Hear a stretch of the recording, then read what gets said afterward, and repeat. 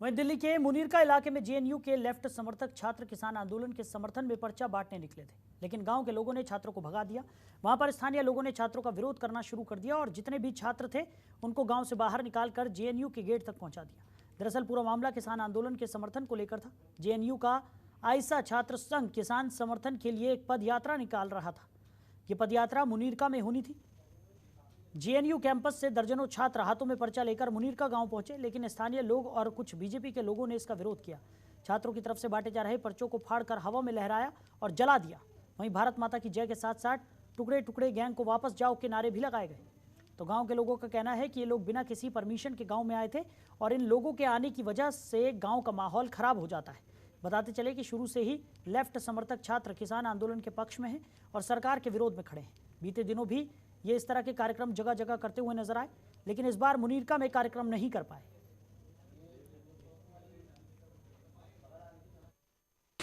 ये हम लोग जैसे कि बताया, हम लोग एक छात्र हैं और ये मुनीरका में हम लोग किसानों का जो आंदोलन चल रहा है पिछले 3 से 4 महीने हो गए हैं, तो उनके समर्थन में हम लोग यहाँ मुनीरका के जो लोग हैं, यहाँ के जो रेसिडेंट्स हैं, हम उनके साथ बातचीत करने आए हैं, इंटरेक्ट करने आए हैं। किसानों का जो आंदोलन चल रहा है, सब लोग उनके पक्ष में खड़े हो, उनका साथ दें। आपत्ति यही थी कि जो ये बिल है, किसान बिल, ये उसके विरोध में थे और हम लोग ये कह रहे थे इनसे, भाई आप गांव में क्यों घुसे, किसकी परमिशन से घुसे? आपको कोई प्रोटेस्ट करना है तो अपने जेएनयू के प्रेमिसेस में करो या उसके गेट पे करो, या फिर जो और किसान लोग बैठे हुए हैं जो इसके विरोध में हैं बिल के, वहाँ पे जाओ। सिंगू बॉर्डर है, बहुत से बॉर्डरों पे बैठे हुए हैं, पर आपका क्या वो है, राइट बनता है कि आप गाँव में आके अशांति फैलाओ और उस बिल के खिलाफ नारेबाजी करो। हमने इनसे परमिशन मांगी, लोगों ने हमारे को परमिशन नहीं दिखाई, ठीक है। और उसके बाद ये फिर अभद्र भाषा का प्रयोग भी करते हैं और इनके साथ जो लड़कियां होती हैं वो भी उल्टा सीधा बोलते हैं, धक्का मुक्का मारती है। पर हम पीछे थे, हमारे आप सबके पास रिकॉर्डिंग भी होगी जो आप लोग साथ चल रहे थे कि हमने कोई बदतमीजी करी ना कुछ नहीं। पर हाँ, ये है कि हम शांतिपूर्वक इनको यहाँ छोड़ने के लिए आए हैं। राजधानी दिल्ली के भलसवा डेरी थाना इलाके में भू माफियाओं का आतंक देखने को मिल रहा है। दरअसल कुछ दिन पहले इलाके में जमीन कब्जे को लेकर गोलियां भी चली थी। वहीं अब लोग भू माफियाओं के खिलाफ सड़कों पर उतर आए हैं। दिखाते हैं आपको ये खास रिपोर्ट।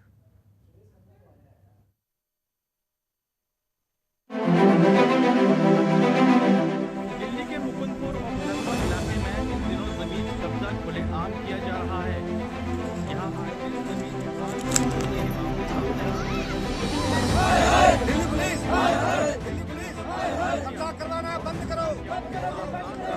के खिलाफ भी जमकर नारेबाजी बताया कि भलसवा डेरी थाना पुलिस भूमाफियाओं के साथ मिली हुई है और जिसकी जमीन पर भूमाफिया कब्जा करते हैं, पुलिस की तरफ से पीड़ित की कोई सुनवाई नहीं की जाती।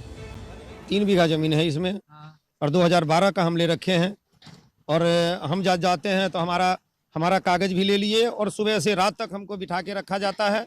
हमको धमकी दी जाती है, हमको प्रताड़ित किया जाता है, हमको गाली दिया जाता है और इसके बाद कहते हैं काम रुकवाना हमारा काम नहीं है। आपके पास रजिस्ट्री है? हाँ जी, पावर अटर्नी है। वो पावर अटर्नी का फोटो स्टेट मेरे पास है सर, और ओरिजिनल इन्होंने अपने पास रख रखी है। आपने 3 बीघा लिए थे, रजिस्ट्री नहीं कराई थी आपने? नहीं, उस टाइम यही पेपर हमने कराई थी, हमें क्या पता था जो ऐसे ही होगा।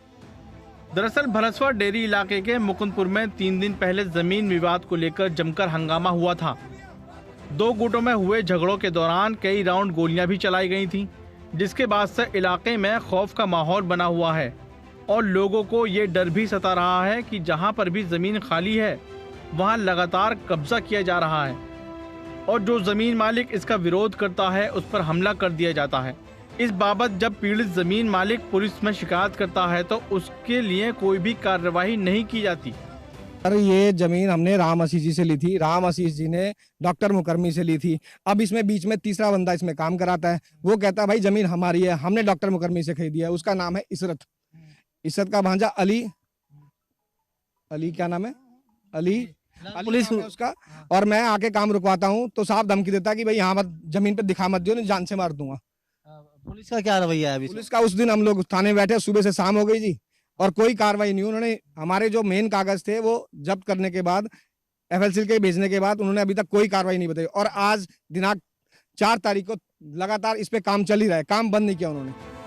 भलसवा, बुराड़ी, मुकुंदपुर और आसपास के इलाकों में जमीन पावर ऑफ अटॉर्नी पर खरीदी और बेची जाती है।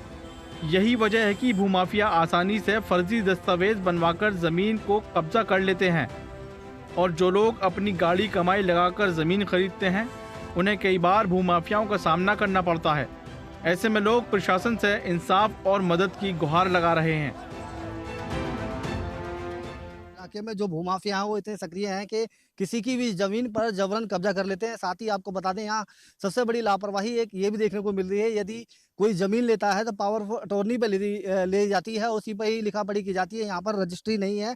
एक रजिस्ट्री ना होने के चलते जो तमाम लोग हैं अब परेशान हो रहे हैं। हालांकि जिसके पास जमीन की चैन है, जहाँ से ये जमीन बिकनी शुरू हुई, वो जमीन उसकी कहलाई जाती है पावर ऑफ अटॉर्नी के रूल के हिसाब से। लेकिन ये अपनी समस्या लेकर यहाँ पर भलसवा डेयरी थाना पुलिस के पास जाते हैं, लेकिन इनको बैठा लिया जाता है, इनको कोर्ट का रास्ता नहीं दिखाया जाता। फिलहाल यहाँ के लोग जो हैं, जो 2 दिन पहले समता विहार में हुआ, हवाई फायरिंग हुई, बाइक तोड़ी गई, पुलिस की जिप्सी तोड़ी गई भू माफियाओं द्वारा, अब ये लोगों को भी डर है कि कहीं भू माफिया इनकी जमीन पर कब्जा कर इनको मारने की धमकी भी साथ साथ दे रहे हैं। अब ये गुहार जो भलसवा डेयरी थाना पुलिस है उसमें लगातार लगा रहे हैं, लेकिन पुलिस इनकी सुनने को तैयार नहीं है। फिलहाल अब देखने वाली बात होगी कि राजधानी दिल्ली की पुलिस इन भू माफियाओं के खिलाफ कोई सख्त कदम उठाती है या नहीं। नसीम अहमद, जनतंत्र टीवी, भलसवा। वहीं पूर्वी निगम के वेटनरी विभाग ने एनजीटी के आदेश पर पूर्वी दिल्ली के घड़ौली डेयरी फार्म में अवैध रूप से चल रही 2 डेयरी को सील कर दिया है। आपको बता दें कि घड़ौली डेयरी फार्म में दर्जनों डेयरी अवैध रूप से चल रही थी। एनजीटी के आदेश पर पूर्वी निगम ने डेयरी मालिकों को नोटिस जारी कर डेयरी बंद करने का निर्देश दिया, लेकिन इसके बावजूद अवैध रूप से डेयरी इलाके में चल रही थी। वहीं नगर निगम के वेटनरी विभाग के अधिकारी और कर्मचारियों की टीम पुलिस बल के साथ घड़ौली डेयरी फार्म पहुंची और अवैध रूप से चल रही डेयरी के खिलाफ सीलिंग की कार्रवाई शुरू की, जिसके बाद डेयरी संचालकों ने विरोध किया और विरोध बढ़ता देख 2 डेयरियों को सील कर दिया गया। वहीं स्थानीय निगम पार्षद जुगनू चौधरी ने कहा कि डेयरी संचालकों को कहा गया है कि एनजीटी के निर्देश का पालन करें। जहां डेयरी मालिकों का कहना है कि हम लोग दशकों से इस इलाके में डेयरी चला रहे हैं, उन्हें दिल्ली सरकार ने बसाया है, ऐसे में डेयरी सील होने पर वो अपने मवेशियों को लेकर कहां जाएंगे, उनका गुजारा कैसे चलेगा।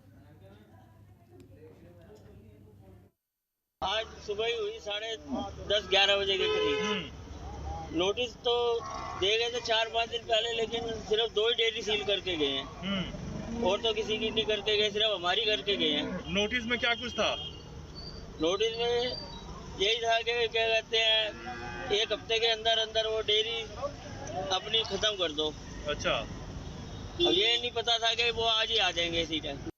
डेयरी मालिकों को निर्देश दे दिया गया है कि जो भी नियम एमसीडी ने बनाए, एनजीटी ने ऑर्डर किए हैं, उनका पालन किया जाए और जल्द से जल्द जिनके लाइसेंस नहीं बने वो लाइसेंस बनवा लें। तो प्लास्टिक का कचरा इधर उधर फेंकने के बजाय अब इसका उपयोग रेस्टोरेंट में जायके का स्वाद चखने के लिए किया जा सकेगा। इसके लिए दक्षिणी दिल्ली नगर निगम ने एक नहीं बल्कि 12 जगहों पर गार्बेज कैफे शुरू किए हैं। यहाँ पर 1 किलो प्लास्टिक कचरे के बदले भरपेट खाना मिल सकेगा। इसी कड़ी ने साउथ जोन की चेयरपर्सन नंदिनी शर्मा के साथ डिप्टी चेयरपर्सन माया बिस्ट, निगम पार्षद राधिका एब्रॉल फोगाट, निगम पार्षद रेखा सांकला ने मालवीय नगर स्थित हल्दीराम गार्बेज कैफे पर प्लास्टिक देकर खाना खाया।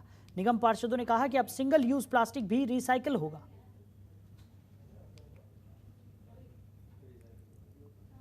साउथ जोन की एमसीडी की बहुत अच्छी एक पहल है पर्यावरण को बचाने की, जिसमें वो लोग प्लास्टिक लाएंगे, 1 kg प्लास्टिक मिनिमम है।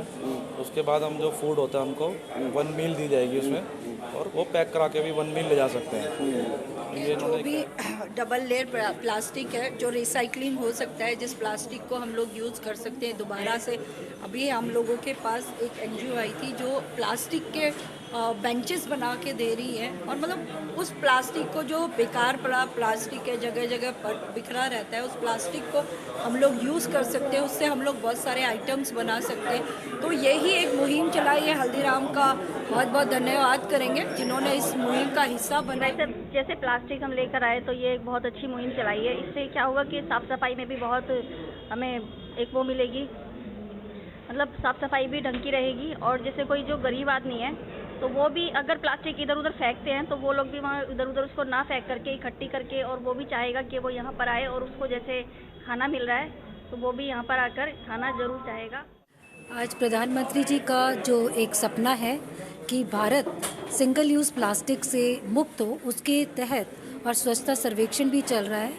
आज हमने मालवीय नगर के अंदर गार्बेज कैफ़े, जो रिसाइक्लेबल कैफ़े भी हमें बोल सकते हैं हम, जिसके अंदर हम प्लास्टिक इकट्ठा कर कर एक बेसिक मील हम खा सकते हैं। आज हल्दीराम पे हम सभी काउंसलर्स, साथ में एसी और हमारे DHO और थोड़ी सी पब्लिक यहाँ पर आई है और यहाँ पर हमने प्लास्टिक देखकर एक बहुत अच्छे छोले चावल खाए। मेरे साथी काउंसलर ने, किसी ने चपाती सब्जी खाई, किसी ने मिठाई और एक ने एक कूपन, क्योंकि उनका पेट भरा हुआ था तो एक कूपन की नेक्स्ट मील के लिए उन्होंने ये कूपन लिया है। देखिए, सबसे पहले तो मैं थैंक्स कहना चाहूँगी SDMC की टीम को और डॉक्टर साहब हमारी चेयरपर्सन नंदिनी शर्मा जी को कि इन्होंने ये व्यवस्था सोची, जहाँ पे आज दिल्ली सरकार सिर्फ मुफ्तखोरी के चक्कर में पूरी दिल्ली को बर्बाद करने पे तुली है, वहीं पे एक ऐसी योजना लाना जिसमें आप प्लास्टिक से भी हाथ अपने साफ कर सकते हैं, मतलब you can be plastic free as well as enjoy a meal in Haldiram. Haldiram एक रिनाउंड कंपनी है, इसकी मतलब प्रमोशन करने की हमें कोई ज़रूरत नहीं है। और जैसा मैम ने अभी राइटली बोला है कि this can be called a recyclable cafe, कि ये सारा प्लास्टिक लेकर यहाँ से किसी ना किसी चीज़ में अब यूज़ होने वाला है, तो उसके अगेंस्ट आपको ये खाना मिल रहा है, ये सब्ज़ी और रोटी जो हमने अभी खुद भी खाई है। तो किसी भी नॉर्मल व्यक्ति के लिए या जो ऐसे लोग जो शायद हल्दीराम जैसी जगह से अफोर्ड नहीं कर सकते, अब वो अगर प्लास्टिक लेके आएंगे 1 kg, राइट, 1 kg का प्लास्टिक लाएंगे जिसमें बॉटल्स या कुछ भी प्लास्टिक का हो सकता है, पाइप्स हो सकते हैं, TVC हो सकता है, तो उनको ये मील मिलेगी। तो मैं इसके लिए धन्यवाद कहना चाहूँगी डॉक्टर साहब को और साथ ही हमारी डिप्टी चेयरपर्सन माया सिंह बिष्ट जी को, जिन्होंने ये इनिशिएटिव लिया। Thank you. खबरों के निष्पक्ष विश्लेषण के लिए सब्सक्राइब करें Jantantra TV and press the bell icon. Never miss any update.